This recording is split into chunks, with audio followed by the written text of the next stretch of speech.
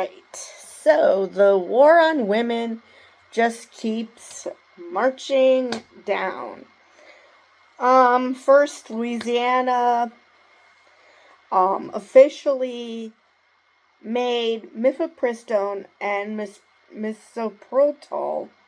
I think that I said that right.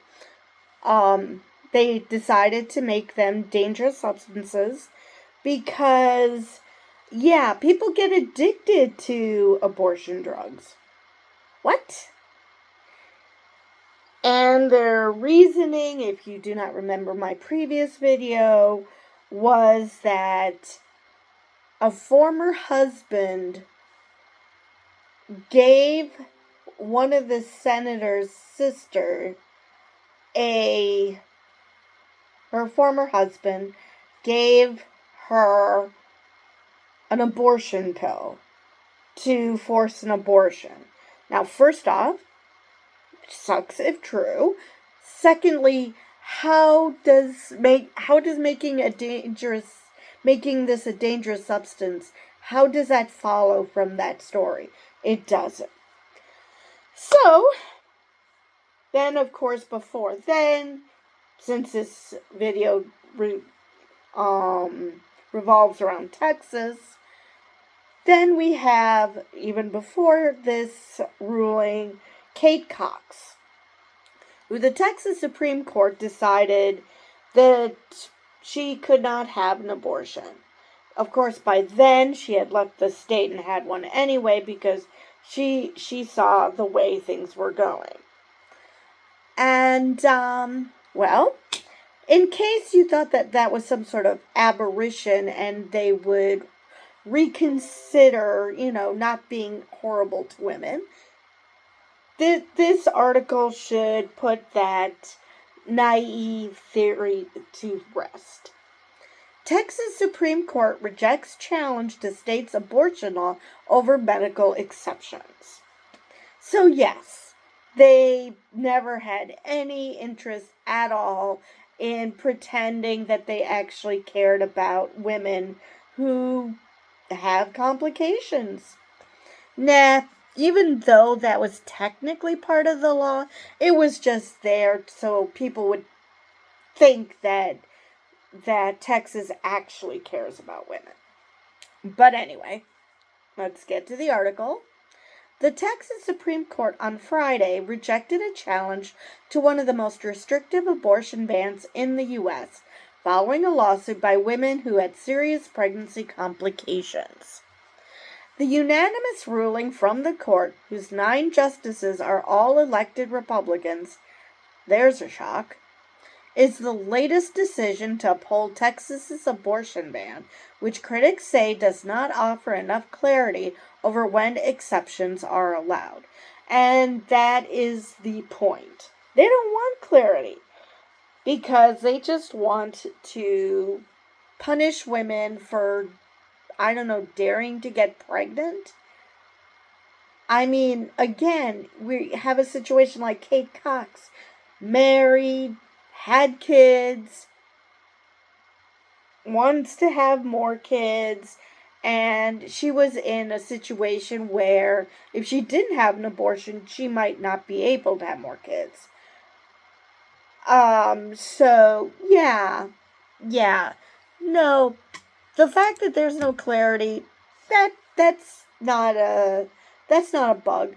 They intended that because they wanted to give their cause something to grab onto so people can say, oh, they're not being that mean. You see all these exceptions, when in reality they don't actually want you to use those exceptions. So, the court said that the exceptions as written are broad enough that the doctors would be misinterpreting the law if they declined to perform an abortion when the mother's life is in danger. Kate Cox would like to have a word. Or do you just care about whether she lives or dies, but not whether she can actually have more kids?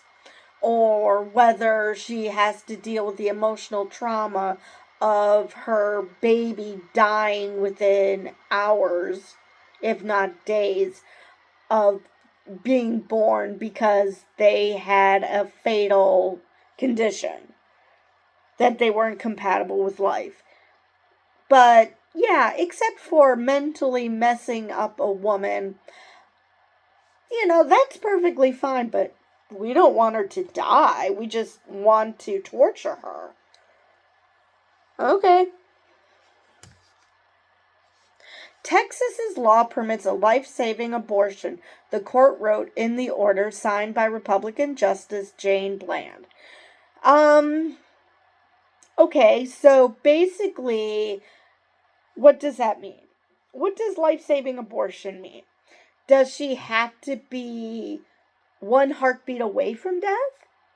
Does she have to be on the decline that she will most certainly die?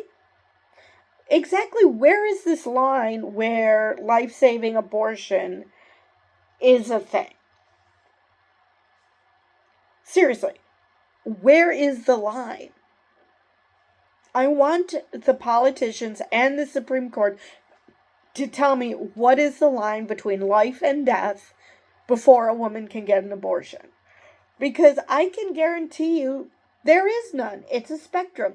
You don't go from doop-de-doop-de-doo to That is not the way the world works.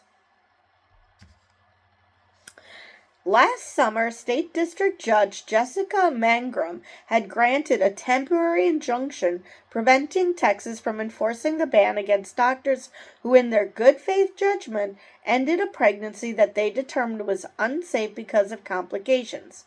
But that was immediately blocked by an appeal from the Texas Attorney General's office to the state Supreme Court. Yeah, that's a shock. More than 20 women in Texas joined the lawsuit, including Amanda Zerwowski, who had been told that she had a condition that meant her baby would not survive, which apparently, according to this rule, is just fine and dandy as long as it's not the woman who dies. I'm glad that you care about the life of the woman in theory, but what about their mental health here? I mean, that's got to be horrible to know that you're going to be watching your baby die. I mean, if you choose to do that, that's fine. But you should be able to have that choice. The Austin woman said she was forced to wait until she was diagnosed with a life-threatening case of sepsis before being provided an abortion. Seriously, a life-threatening case of sepsis. Like I said, they had to wait till this woman was being tortured. Because sepsis is not fun. I just don't see how this is anything but Texas showing how much they hate women. Because how else can you explain that you have to wait till the woman is in so much pain and being tortured before she can get an abortion? I am outraged on behalf of my fellow plaintiffs who the court deemed not sick enough, Zerowski said in a statement after the ruling. Exactly. How is it that the court gets to decide when it is to the point where a woman should be allowed to have an abortion? The only people who know the woman's situation and when the woman needs an abortion are the doctors. If she is to the point where she needs an abortion, doctors know. And it is not up to you people who got your medical degree from a Cracker Jack box to tell actual physicians how to do their jobs. Every day, people in Texas are being told that they have no options. It's sickening and wrong. We all deserve bodily autonomy. The lawsuit, filed in March 2023, didn't seek to repeal Texas's abortion ban, but instead aimed to force more clarity on when exceptions are allowed. Well, that's actually quite nice of the plaintiffs that they weren't trying to overturn the abortion ban. Because, that's pretty much the only way that Texas women are going to be heard. And even then, that might be iffy. Republican Texas Attorney General Ken Paxton, whose office defended the law in the case, applauded the ruling. Of course he did. Because, again, torturing women is the point. I will continue to defend the laws enacted by the legislature and uphold the values of the people of Texas by doing everything in my power to protect mothers and babies, Paxton wrote on X. Okay, let's unpack this here. Let's go back to this woman and Kate Cox. Protect mothers. Okay. How is a woman having to wait till she's in life-threatening sepsis? How is that protecting her? Telling her that she has to have blood poisoning before she can get an abortion. How is that helping her? How is that protecting her? I mean, seriously, how is that protecting her? And the baby. In both cases, this woman and Kate Cox, their babies had a condition that was incompatible with life. These babies would die within hours, possibly days of birth. How exactly is this protecting the baby? Oh, great. You got to live for 5 minutes. I'm sure that baby is just overjoyed that you gave them that gift. Even though they were, dying the entire time, literally. I mean, how is that protecting a baby? It's not. They keep hiding behind this, wanting to protect mothers and babies. They're protecting nobody. This is not about protecting. This is about controlling women. And if they're tortured in the process, then all the better, because women deserve it for some reason. The lawsuit argued that exceptions under the law, which allow an abortion to save a mother's life or prevent the impairment of a major bodily function, are written too vaguely and create confusion among doctors who were turning away some pregnant women experiencing health complications because they feared repercussions. The plaintiff said the abortion ban has made medical professionals wary of facing liability if the state does not consider the situation a medical emergency. And again, it's not up to the state to decide whether it's a medical emergency. That should be the doctor's job because, they're the doctors. They're the experts in medicine, not a bunch of lawyers who probably have never been in a science class since possibly high school. And they're going to tell people who actually went to medical school how to do medicine. Yeah, that makes perfect sense. But the Texas Supreme Court also declined to offer clarity on the exemptions late last year after Kate Cox, a mother of 2 from Dallas, sued the state for the right to obtain an abortion after her fetus developed a fatal condition and she made multiple trips to an emergency room. Cox ended up leaving the state for an abortion before the court ruled that she hadn't shown her life was in danger, which is just sick. I mean, that's just gross. What the hell? I mean, okay, her life was not in danger, but so?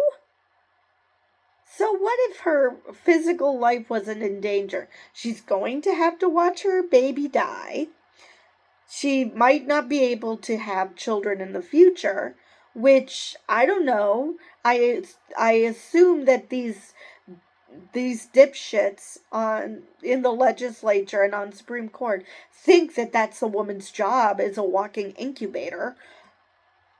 How can she do that if she can't have kids? Wow. The court called on the state medical board to offer more guidance. Who, and you know who's on the medical board? Everyone was appointed by Republicans because, of course. The medical board's proposed guidelines, unveiled earlier this year, though, offered little beyond advising doctors to meticulously document their decision-making, and Texas's Republican-led legislature is not expected to make any changes to the law's language. Of course not, because they don't want clarity. They just want to claim that women and doctors are being hysterical, that this isn't as bad as they're making it out to be, that they're not monsters, when in reality, they're monsters. Zurovsky, the lead plaintiff in the case, spent 3 days in intensive care and was left with a permanently closed fallopian tube from an infection, affecting her ability to have more children. But I'm sure that these Republicans, I'm sure that they feel horrible that she will not be able to properly be able to have children again because of this. I'm sure they feel horrible about that. Maybe some do. Maybe some didn't foresee the problems because, they're not doctors, which should kind of tell you that if you don't foresee a circumstance because this is out of your expertise, maybe listen to the experts. I don't know. Just throwing that out there, just spitballing. The court ruled that state law does not require that a woman's death or serious impairment be imminent when being evaluated by a doctor for an abortion. Okay, so that's nice that it doesn't have to be imminent, but again, where's the line? Exactly at what point can doctors perform abortions? Oh, how about we just let doctors figure that out for themselves as opposed to the state telling them? Ms. Zurovsky's agonizing wait to be ill enough for induction, her development of sepsis, and her permanent physical injury are not the results the law commands, the court wrote. It might not be what the law intended, because like I said, maybe some people honestly didn't realize the clusterfuck that they were creating. But the fact is that is what the law ended up doing. So maybe just because you claim that the law didn't intend that, maybe you might want to, clarify. Since that's your damn job. Under the law in Texas, doctors who perform abortions risk life in prison, fines of up to $100,000, and revocation of their state medical licenses.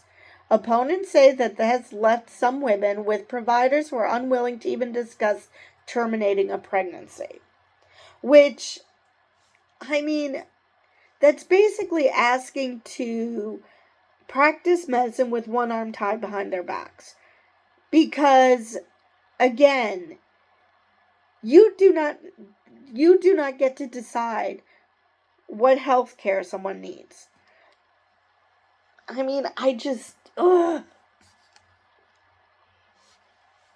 Most Republican-controlled states have started enforcing new bans or restrictions on abortion since the U.S. Supreme Court in 2022 overturned Roe v. Wade, which for nearly 50 years had affirmed the constitutional right to an abortion. And that's where the article ends. So, yeah. Yeah, things are not looking good for women right now. And,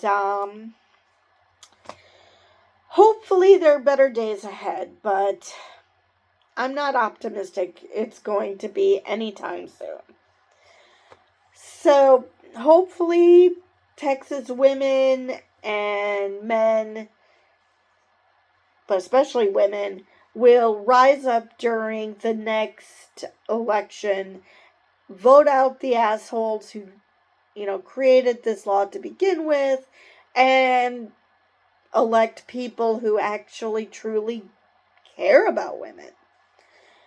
So anyway, with that, I believe that I covered everything, so I will see you guys in the next video.